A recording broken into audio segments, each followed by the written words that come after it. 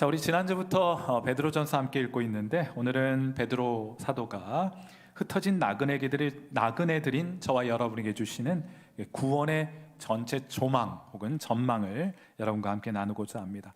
먼저 베드로전서 1장 3절 읽긴 했습니다만 다시 한번 베드로전서 1장 3절 말씀 우리 같이 읽도록 할게요. 같이 읽습니다. 시작. 우리 주 예수 그리스도의 아버지 하나님을 찬송하리로다. 그의 많으신 긍휼대로 예수 그리스도를 죽은 자 가운데서 부활하게 하심으로 말미암아 우리를 거듭나게 하사 산 소망이 있게 하시며 아멘. 오늘 제가 베드로전서 1장 3절과 관련하여 5가지를 여러분에게 말해야 할 것 같습니다. 해서 오늘 설교는 5가지 요점을 가지고 있어요. 그 첫 번째 요점은 이것입니다. 하나님은 우리를 구원하실 때 어떤 동기가 있으셨을 것 아니에요. 그 구원의 동기는 하나님의 긍휼하심입니다. 최근에 우리 교회 한 집사님께서 아무도 데려갈 사람이 없으면 이제 안락사를 시키려고 하는 강아지 한 마리를 입양하시게 되었습니다. 여러분, 입양의 과정을 보시면 그 강아지가 이 입양하시려고 하는 그 집사님에게 뭘 잘했습니까? 아닙니다. 그 소식 듣고 전남 구례에 있는 한 번도 만나본 적이 없는 그 강아지에게 불쌍한 마음을 가졌기 때문에 그 강아지를 가족의 일원으로 입양하기로 했던 거예요. 그래서 그 먼 길 마다하지 않고 앞으로 강아지 때문에 들어가게 될 비용, 수고 마다하지 않고 그 강아지를 살리기로 한 것입니다. 강아지가 뭘 잘했기 때문입니까? 뭐 이뻐했고 환영해 주었기 때문입니까? 아니요. 그냥 불쌍하고 긍휼히 여기는 마음이 생겼기 때문이에요. 하나님이 우리에게 베푸시는 구원도 똑같습니다. 하나님이 우리를 왜 구원하셨습니까? 하나님이 왜 여러분을 구원하셨습니까? 여러분이 하나님 앞에 뭘 잘해서입니까?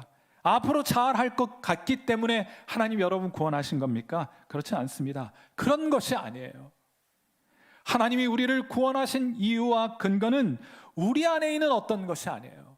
우리 안에 있는 어떤 잠재력을 보고 하나님이 여러분을 구원하기로 결정한 것이 아닙니다. 하나님께서 우리를 구원하신 이유와 근거는 하나님 안에 있는 하나님의 성품 때문이에요. 그 어떤 성품입니까?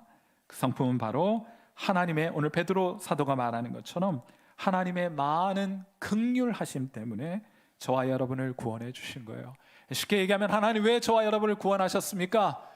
우리를 불쌍히 여겨주셨기 때문이에요.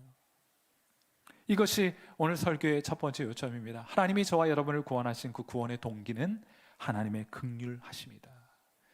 벌써 요점 하나 끝났어요. 오늘 5개 요점이지만 금방 끝날 것 같죠? 오늘 두 번째 설교 요점은 이것입니다. 구원의 성취는 예수 그리스도의 죽으심과 부활하심을 통해 구원이 성취되었던 것이에요. 하나님께서 우리를 구원하시기 위해서 정말 막대한 비용을 지불하셨습니다. 저와 여러분이 지불할 수 없는 막대한 비용을 하나님이 지불하셨어요. 아들 예수 그리스도를 통해서 말입니다. 왜냐하면 우리가 진 죄의 빚이 어마어마하기 때문입니다. 막대하기 때문이에요.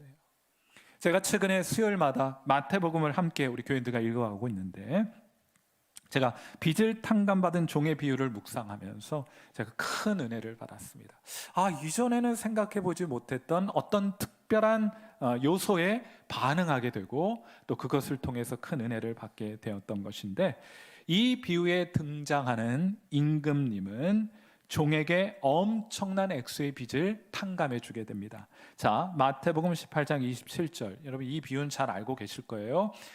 우리 임금이 종의 빚을 탕감해 주었는데 1만 달란트를 탕감해 주었는데 나중에 이 종은 100데나리온, 그보다 훨씬 더 적은 빚을 진 사람을 탕감해 주지 않고 옥에 가두게 되었다. 이런 내용인데 마태복음 18장 27절 말씀 보시면 이런 말씀이 있어요. 그 종의 주인이 어떻게 했어요? 불쌍히 여겨 놓아 보내며 그 빚을 탕감해 주었더니. 그 빚을 탕감해 주는 동기, 이유, 근거는 무엇입니까? 다른 건 없어요. 그 종에게 잠재적인 능력이 있기 때문이 아닙니다. 그냥 불쌍히 여겼기 때문이에요. 얼마를 탕감해 주었는가? 1만 달란트를 탕감해 주게 됩니다. 여러분 이 1만 달란트가 그냥 지나가면서 성경 읽으면 1만 달란트 탕감해 줬네 이러면 안 되고요. 멈춰서서 계산기 한번 두드려 봐야 합니다. 제가 계산기 옆에 놓고 계산을 한번 해보았어요. 1만 달란트는 얼마 정도로 오늘날 금액으로 환산할 수 있는가?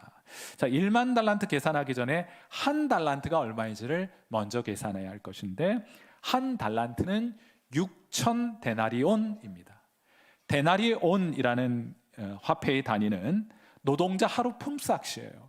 자, 그러니까 6천 데나리온이라는 것은 6천일 동안 일하면 받을 수 있는 임금일 텐데, 그것은 대략 16년치 노동자 연봉에 해당합니다. 하루 일당을 10만 원으로 잡으면 한 달이면 300만 원, 1년이면 3,600만 원. 그리고 그것을 16년 잡으면 대략 6억 원 정도 되는 거예요. 6억 원. 16년 노동자 임금 연봉 6억 원. 그것이 한 달란트입니다. 그럼 1만 달란트는 10,000배를 하면 되죠. 그럼 얼마 되겠습니까? 그것은 대략 6조 원 정도 되는 액수예요. 상상을 초월하는 액수를 임금이 종에게 탕감해 준 것이에요. 여러분, 이 빚은 상상도 할 수 없는 액수입니다. 무슨 1조 구경이나 해봤습니까, 여러분? 1억은 보셨나요? 1억은 보셨겠지. 1조를 상상할 수 있겠습니까? 그런데 6조는 말해 못합니까?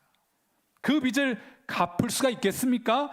그러니까 이 비유는 우리에게 베풀어 주신 갚을 수 없는 하나님의 크신 은혜를 보여주는 비유이구나 하는 것을 우리가 알 수 있게 되는 거예요. 상상할 수 없는 액수를 임금이 탕감해 준 것입니다.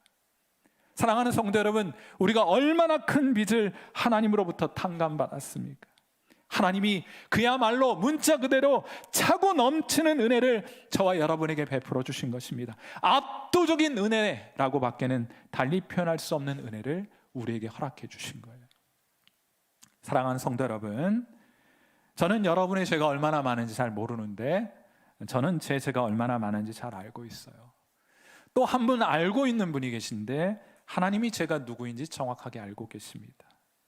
그러나 예수 그리스도께서 십자가 위에서 우리의 죄를 위해 지불하신 비용은 그 모든 죄의 값을 탕감하고도 남음직한 비용을 예수님께서 지불하셨어요. 한 신학자는 내게 영혼이 지금보다 10,000개가 더 있고 각각의 영혼이 지금보다 10,000배의 죄를 더 많이 짓는다 할지라도 예수께서 십자가 위에서 흘리신 그 보혈은 우리의 모든 죄를 탕감하고도 남음이 있다 하고 이렇게 선포하고 선언한 바 있습니다. 사랑하는 성도 여러분, 그리스도의 보혈 안에서 안심하시고 안전을 누리시는 여러분 되시기를 주님의 이름으로 축원해 드립니다. 이 사실을 정확하게 알고 있었던 이사야가 이렇게 말을 해요. 이사야서 1장 18절 말씀 우리 같이 한번 읽습니다. 시작. 여호와께서 말씀하시되 오라 우리가 서로 변론하자. 너희의 죄가 주홍 같을지라도 눈과 같이 희어질 것이요 진홍같이 붉을지라도 양털같이 희게 되리라. 아멘. 그러므로 사랑하는 성도 여러분, 주 예수 그리스도를 믿으십시오. 예수 믿고 죄 용서함 받으시는 여러분 되시기를 주님의 이름으로 축원해 드립니다. 여러분의 죄악이 진옥같이 붉을지라도 양털같이 휘어질 것이요 주홍 같을지라도 눈같이 희게 하시는 주의 보혈을 의지하여 죄 용서함 받으시는 저와 여러분 되시기를 이 아침 주님의 이름으로 축원해 드립니다. 그리스도께서 베푸신 그 압도적인 죄 사함의 은혜를 받아 누리시는 귀한 성도 여러분 되시기를 주님의 이름으로 축원해 드립니다. 이것이 오늘 설교의 두 번째 요점이에요. 세 번째 요점은 이것입니다. 구원이 예수님께서 완성하셨어요. 십자가 위에서 구원을 완성하셨는데 이 구원을 우리에게 가져오시는 분이 계십니다. 자, 그것을 구원의 적용이라고 부를 수 있다면 그 구원의 적용은 성령께서 하시는 거예요.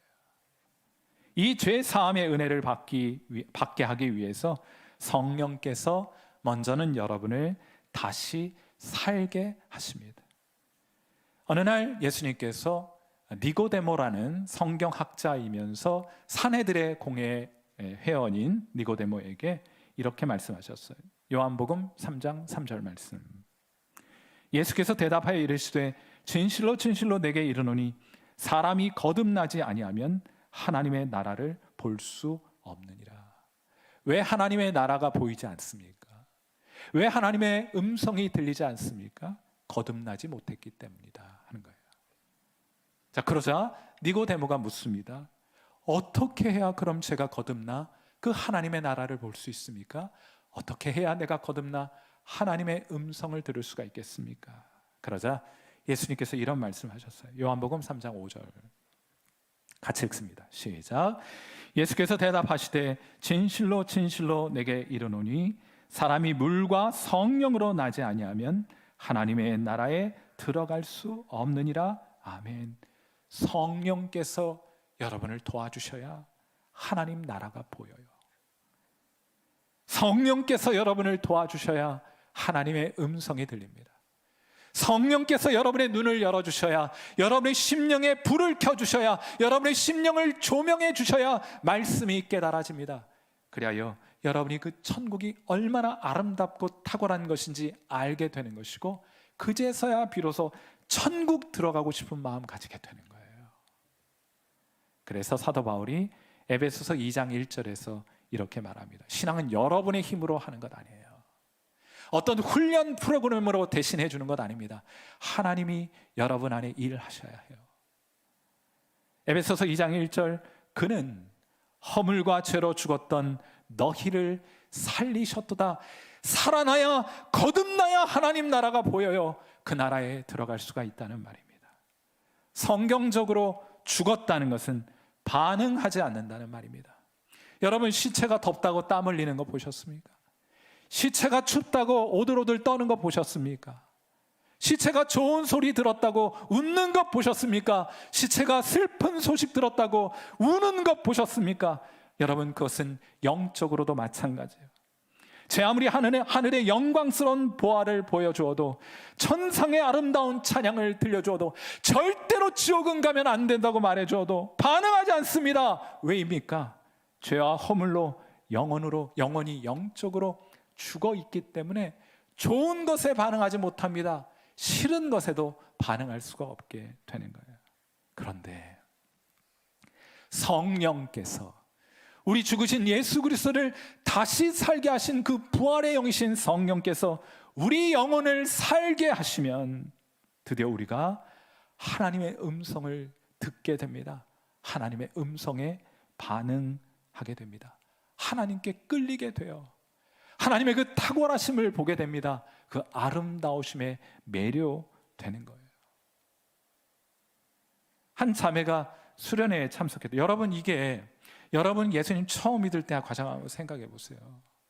여러분 좋아서 예수님 믿었습니다, 사실은. 그렇지 않아요? 왜 그전에는 없다가 그런 좋아하는 마음이 생겼습니까? 성령께서 여러분의 영혼을 거듭나게 하셔서 복음에 반응할 수 있게 하셨고, 믿음으로 예수 그리스도를 붙들게 해 주셨던 거예요. 한 자매가 수련회에 참석했어요. 이 자매가 성령을 경험합니다. 은혜를 받았어요. 이 자매가 이렇게 말합니다. 제가 그대로 옮겨볼게요. 순간 성령으로 충만해지면서 불현듯 하나님께서 제게 말씀하기 시작했어요. 집으로 돌아간 후에도, 침대에 누웠는데도 계속해서 주님이 제게 말씀하셨습니다. 그러다 보니 어느새 새벽이 가까웠지 뭐예요. 그래서 제가 하나님께 말씀드렸어요. 하나님, 이렇게 하고 싶으신 말씀이 많으셨어요. 그동안 갑갑해서 어떻게 참으셨어요? 하고 하나님께 말씀드렸다는 거예요. 여러분, 요즘 하나님과 잘 대화하고 계십니까? 하나님이 여러분에게 말씀 걸어오고 계십니까? 여러분 잠 못 들도록 하나님께서 여러분 침상에서 여러분과 함께 대화를 나누고 계십니까? 여러분도 그렇게 일상 주님과 함께 동행하면서 하나님과 대화 나누고 계십니까? 이 자매가 들었다고 하는 말은 뭐 세계 복음화를 위한 계획 이런 거 아니에요. 조국 통일 과업을 완수하기 위한 위대한 사명 이런 거 아닙니다. 거창한 건 아닙니다. 그저 엄마가 딸에게 하듯 하는 그런 사소한 이야기거리들을 하나님은 여러분과 함께 나누고 싶어 하는 거예요. 여러분의 일상을 하나님과 함께 대화하며 이루어가기를 원하시는 겁니다. 그 때문에 구원을 베풀어 주신 거예요. 뭐 그렇게 우리 바쁜 일 한다고, 뭐 그리 대단하고 거창한 일 한다고 바빠 주님과 함께 대화하지 못한 채 오늘을 살아가고 있는 것입니까? 나중에 이 자매가 이렇게 대답하더라고요. 알고 보니까 우리 하나님은 무척 수다쟁이시더라고요. 여러분 정말 그렇지 않습니까? 여러분, 지금 우리가 앉아있는 이 공간, 전파가 보이지 않아요. 라디오 전파가 보이지는 않습니다. 그러나 여러분의 눈으로 볼 수는 없지만은 라디오 전파로 이 공간 가득해요. 어떻게 확인할 수 있습니까? 라디오 수신기를 켜면 돼요. 그런데 켜도 음성이 들리지 않아요. 켜도 라디오 음악이 들리지 않습니다. 이유가 무엇입니까? 라디오 고장나 있거나 주파수가 제대로 맞춰져 있지 않기 때문에 소리가 들리지 않는 것입니다. 그럼 어떻게 해야 합니까? 라디오 고쳐야 합니다. 어떻게 해야 합니까? 주파수를 하늘 방송국에 맞춰야 하나님의 음성이 들리게 되는 거예요. 그건 영적으로도 마찬가지입니다. 성령께서 우리를 살려주시면, 성령께서 우리를 거듭나게 하시면, 우리 영혼의 주파수를 하나님께 맞춰 주시면 하나님의 음성이 들려요. 여러분, 하나님의 음성을 듣게 되면, 여러분이 저 하늘을 여러분의 눈으로 보게 되면, 단언하건대 예수님 믿는 거 어려워요. 맞습니까? 예수님 믿는 거 어려워요. 그런데 주께서 여러분을 거듭나게 하셔서 저 하늘에 속한 신령한 것들을 보게 하시고 저 하늘의 아름다운 하나님의 음성을 듣게 하시면 예수님 믿기보다 예수님 믿지 않기가 훨씬 더 어렵다는 것을 발견하게 될 줄 믿습니다. 예수님 믿지 않기가 더 어려운 거예요, 사실은. 예수님 이렇게 좋은데 왜 믿지 않겠습니까? 하나님 이렇게 내게 좋으신 분인데 왜 그분을 섬기지 않겠습니까? 왜 그런 일들이 나타나는 거예요? 그건 사람이 영적으로 죽어 있기 때문이고 영적으로 병들어 있기 때문입니다. 그 이상도 그 이하도 아니에요. 사랑하는 귀한 성도 여러분, 저는 오늘 이 아침 성령의 능력으로 주님께서 우리의 영혼을 다시 살게 하시고 우리로 성령 충만케 하셔서 주님의 음성 듣게 해주시는 그런 귀한 은혜 주시기를 주님의 이름으로 축원해 드립니다. 오늘 설교의 세 번째 요점이었어요. 네 번째 요점은 이것입니다. 자, 하나님께서 구원을 계획하셨고 비용을 다 지불하셔서 선물을 마련하셔서 성령을 통해 우리에게까지 가져오셨어요. 이제 남은 과정이 있습니다. 그게 뭔가 하면 구원의 수단이 남아있는데 우리의 믿음으로 그 선물을 받게 되는 거예요. 구원을 위한 모든 것은 하나님이 준비하십니다. 구원을 여러분 손대면 안 돼요. 종교개혁자들이 했던 종교개혁의 운동이라는 것은 자꾸 여기에 손을 대려고 하는 거예요. 손대지 말아요. 구원은 여러분이 이룰 수 있는 것 아닙니다. 하나님이 다 마련하시는 거예요. 계획하신 것도 하나님이고 구원을 위해 필요한 모든 비용을 지불하신 것도 하나님이시고 구원의 그 탁월함을 발견케 해주시는 것도 하나님이 하시는 거예요. 그러니까 구원의 선물은 이미 마련된 것입니다. 하지만 그렇다고 해서 끝은 아니죠. 그 선물을 우리가 받지 않으면, 받아서 그 선물을 열어보지 않으면, 그 선물을 맛보고 경험하지 않으면 그것이 우리에게 있으나 선물을 가지고 있는 것과 없는 건 큰 차이이고요. 또 가지고 있다고 하더라도 뜯어 열어보면서 그 경험하지 못하면은 가지고 있지 않은 사람이 크게 차이는 없는 거예요. 경험적으로는. 그럼 어떻게 받는 것이냐? 하나님 우리에게 제시하시는 그 구원의 선물을 어떻게 받는 것이냐? 믿음으로 받는 거예요. 믿음이 무엇입니까? 제가 아까 말씀을 드렸잖아요. 하나님께서 여러분을 긍휼히 여기신다는 것을 믿는 거예요. 하나님은 여러분을 긍휼히 여겨주십니다. 그걸 인정하고 받아들이고 기뻐하고 감사하는 거예요. 구원을 위해 필요한 모든 비용을 예수 그리스도께서 십자가에서 죽으심과 부활하심을 통해 비용을 모두 지불하셨다는 것을 받아들이고 인정하고 의지하고 의존하고 감사하고 기뻐하는 거예요. 하나님, 저를 위해 이 비용 지불해 주셨으니 감사합니다. 성령께서 여러분의 구원을 위해 지금도 여러분 안에 일하고 계심을 믿고 감사하고 인정하고 누리는 거예요. 성령께서 인도하시는 대로 마음을 여는 거예요. 반응하는 것입니다. 쉽게 말해서 믿음이라는 것은 구원에 관한 한 전폭적으로 하나님을 바라고 의지하는 것, 이것이 믿음입니다. 다른 건 여러분 알아서 하세요. 내가 오늘 뭘 입고 가나, 뭘 먹어야 되나, 여러분 알아서 하세요. 그런데 적어도 구원에 관한 한 전폭적으로 하나님을 바라고 의지하는 것, 이것이 믿음이고, 이 믿음이 여러분에게 구원의 효력을 나타나게 하는 것이며 그분의 보호함으로 인도하게 되고 그분의 은혜 안에 머물게 해주는 것입니다. 무엇이요? 여러분이 주님을 향한 그 인격적인 믿음이 말이에요. 베드로전서 1장 5절 말씀 같이 한번 읽습니다. 시작. 너희는 말세에 나타내기로 예비하신 구원을 얻기 위하여 믿음으로 말미암아 하나님의 능력으로 보호하심을 받았느니라. 아멘. 여러분, 하나님은 예수 그리스도를 믿는 저와 여러분을 세상 끝날까지 보존하시고 보호해 주실 줄 믿습니다. 1973년 베트남전에서 미군이 철수하게 되는데, 이 베트남전이 끝나고 얼마 지나지 않아서 라디오 선교 방송을 하고 있었던 로이 에즈먼이라는 선교사님에게 방송을 끝냈는데 전화가 한 통 걸려온 거예요.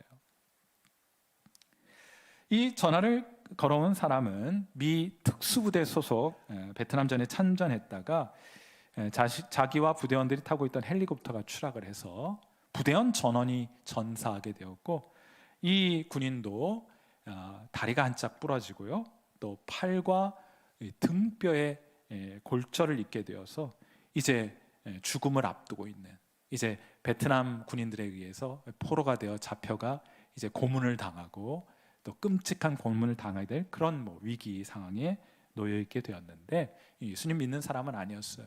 근데 문득 하늘을 바라보면서 이렇게 말하기 시작했습니다. 하나님, 저는 당신이 무엇인지 또는 누구인지 알지 못합니다. 그러나 저는 지금 사느냐 죽느냐를 결정해야 합니다.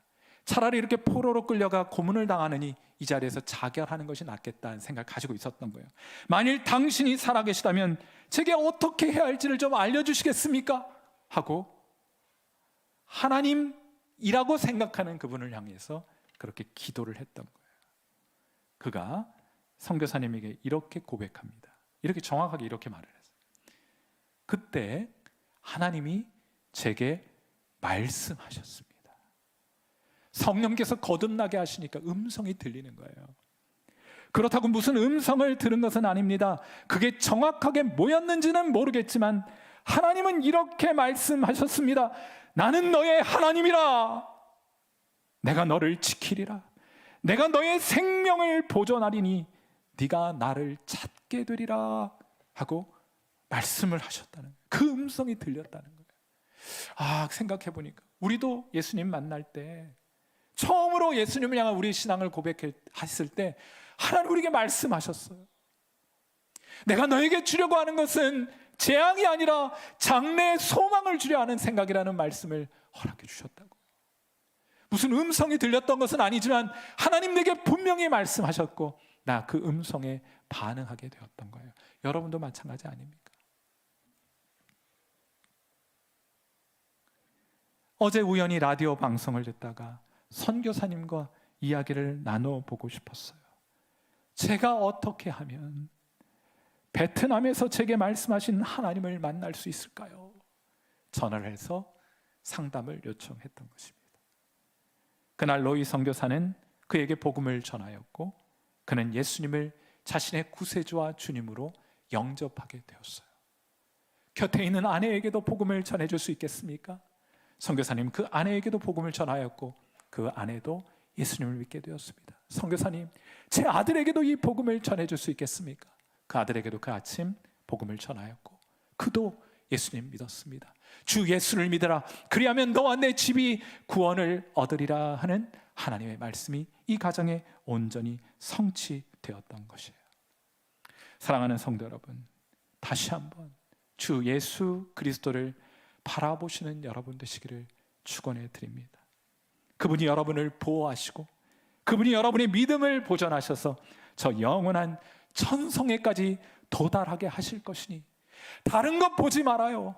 오직 주님만 바라보고 주님만 의지하고 주님께 마음을 열고 주님과 다시 한번 관계를 회복하고 동행하며 하나님과 친밀한 사귐을 누리시는 저와 여러분 되시기를 주님의 이름으로 축원해 드립니다.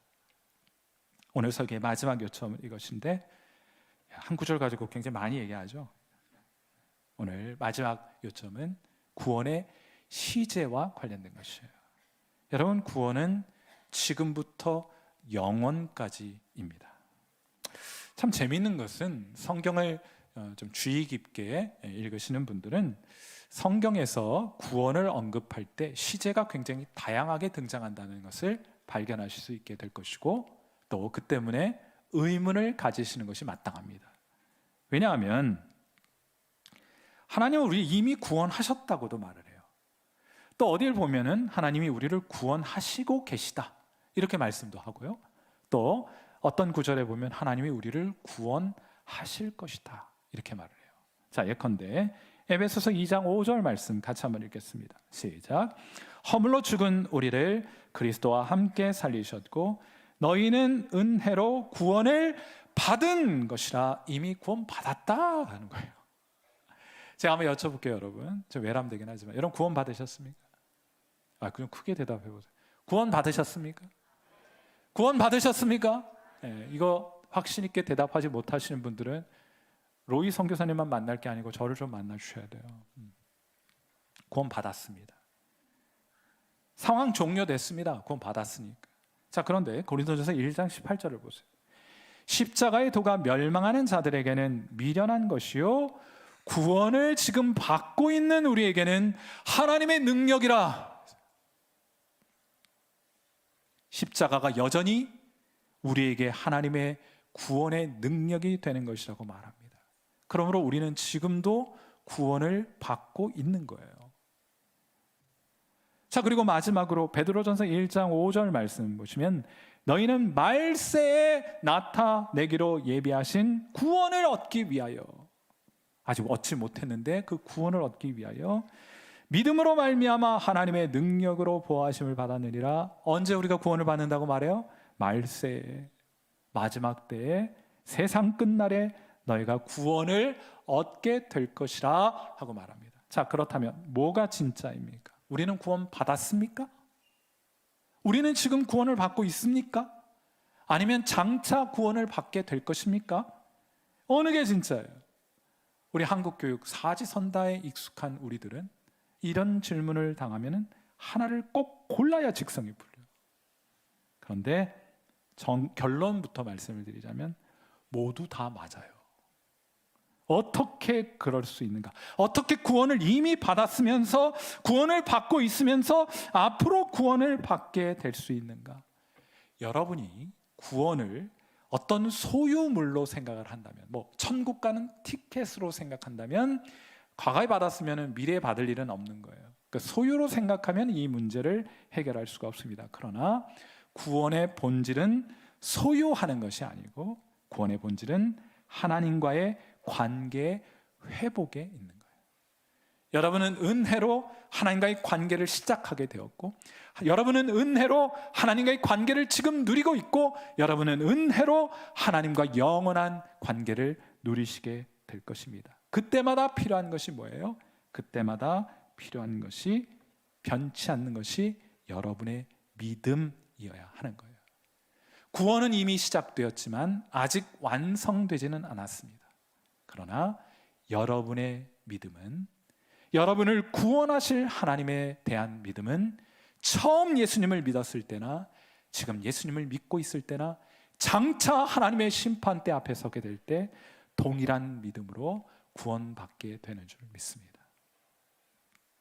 구원은 그러므로 과거나 현재나 미래나 믿음으로 구원받게 되는 거예요. 믿음으로 구원을 누리며 살아가게 되는 겁니다. 사랑하는 성도 여러분, 주님을 향한 여러분의 믿음을 오늘도 새롭게 하셔야 돼요. 여러분이 얼마나 오래 신앙생활 했는가 아무 의미 없습니다. 그것이 여러분을 오늘 주님과 친밀한 교제를 누리게 하는데 아무 의미도 없는 거예요. 제가 목사라고 오늘 주님과 누리는 교제가 당연할 것이라고 생각하면 전 타락한 목사입니다. 장로나 권사나 집사의 직분이 자동적으로 여러분 오늘 하나님과의 친밀한 구원의 관계를 누리게 해주는 것 아니에요. 오늘도 목사는 오늘도 장로는, 오늘도 권사는, 오늘도 집사는, 오늘도 성도는 예수 그리스도를 바라봄으로 믿음으로 하나님께서 우리에게 주신 구원의 관계를 누리게 되는 것입니다. 하나님과 함께 동행할 수 있게 되는 거예요. 이렇게 한번 말씀드리고 싶어요. 사랑하는 성도 여러분, 주님을 향한 여러분의 믿음을 오늘도 새롭게 하십시오. 매 순간 새롭게 하시는데 이렇게 생각하시면 돼요. 어떠한 경우에도 그분의 선하심을 의심하지 마세요. 여러분이 구원받는 믿음을 가지고 있다는 뜻은 무엇인가? 어떠한 경우에도 여러분이 생각하는 최악의 상황에 여러분이 놓인다 할지라도 그 경우에도 여전히 하나님의 선하심을 의심하지 마십시오.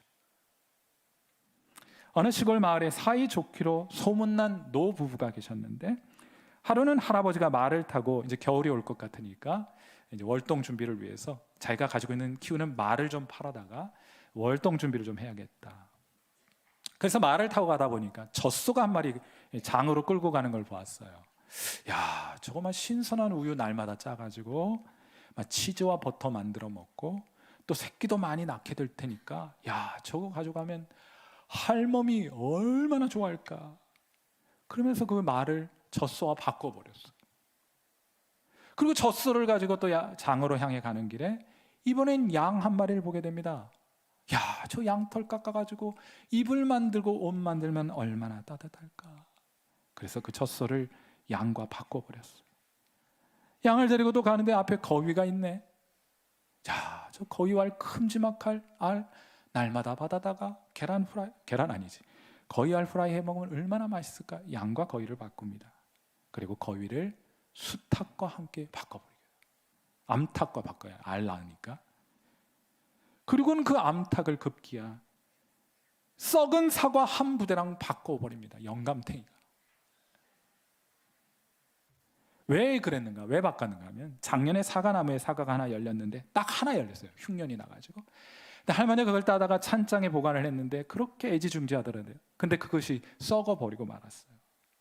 그런데 할멈이 그걸 마치 보물을 대하듯 하더라는 거예요. 그러니 썩은 사과 한 부대면 할멈이 얼마나 좋아할까? 썩은 거 하나만 해도 막 보물처럼 좋아했는데. 그래서 암탉과 바꿔버렸어요. 여러분 잘 들으세요. 이게 여러분 가정 행복의 비결입니다. 말 가져가서 바꾸세요. 한 부대 썩은 사과 한 부대랑. 이 모든 사연을 아주 우연히 주막에서 어떤 신사가 듣게 됩니다. 그러면서 하는 말이, 아유 큰일 났습니다. 말을 썩은 사과 한 부대랑 바꿨으니 할머니 틀림없이 화낼 겁니다 했더니 할아버지가 이렇게 얘기를 하는 거예요. 화를 낸다고요? 우리 할멈이?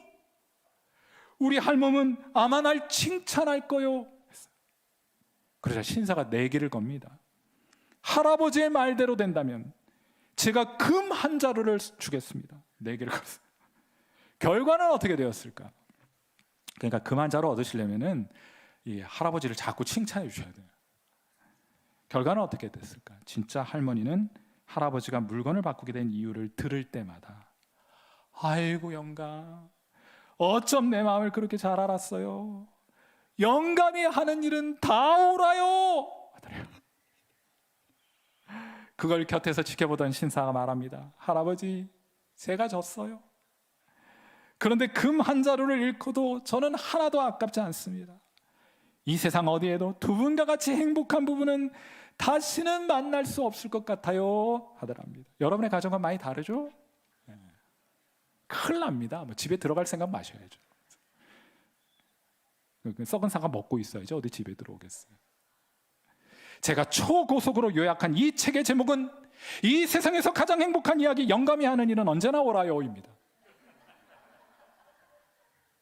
이 책을 읽어주면서 이런 생각했어요. 어떤 상황 속에서도 하나님이 하시는 일은 언제나 옳습니다. 이것이 믿음이에요. 이 믿음을 지키는 것이 이 세상에서 가장 행복한 성도로 살아가는 영적인 비결인 줄 믿습니다. 여러분, 저를 따라서 한번 해보세요. 잘하면 여기서 마치고, 잘 못하시면 베드로전서 5장 4절로 넘어가도록 하겠습니다. 저를 따라서 한번 해보세요. 하나님이 하시는 일은 언제나 옳습니다. 아멘이십니까?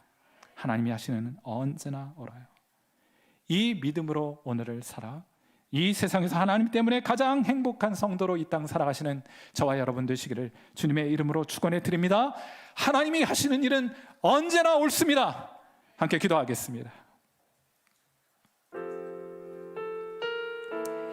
우리를 구원하시는 하나님의 지혜와 지식의 풍성함을 더 깊이 묵상하고 그 안에서 기뻐하는 성도가 되도록 하나님 이 구원의 비밀을, 이 구원의 지식을, 지혜를 더 깊이 알게 하옵소서. 여러분 기도하세요. 예수 그리스도께 우리의 마음의 문을 활짝 열도록 다시 한번 하나님과의 회복된 관계를 누리도록 하나님과 신나게 수다를 떨 수 있도록. 여러분 이거 모르면 하나님과 대화를 나누고 친밀한 수다를 나누는 것이 무엇인지 알지 못하면 여러분 진지하게 다시 한번 물어보세요. 여러분 정말 예수님 믿고 있는 건 맞는지. 그래야 어떤 상황 속에서도 때로는 이해가 되지 않는다 할지라도 하나님의 선하심을 굳게 믿는 행복한 성도 되게 하옵소서. 우리 그런 마음 담아서 다시 회복하셔야 돼요. 아마 여러분 중에 많은 분들은 하나님과의 관계가 소원해진 채로 오늘 이 자리에 앉아 있는 분들 계실 겁니다. 다시 예수님을 바라보세요. 다시 십자가를 바라보세요. 여러분 안에서 하나님께로 인도하시는 성령께 반응해 보세요. 주님, 제가 돌이켜 주님께로 다시금 나아가고 싶습니다. 그렇게 기도하세요. 하나님과의 관계를 회복하세요. 하나님과 대화하세요. 우리 시간 함께 하나님 앞에 통성으로 기도하는 시간 같습니다. 기도하겠습니다.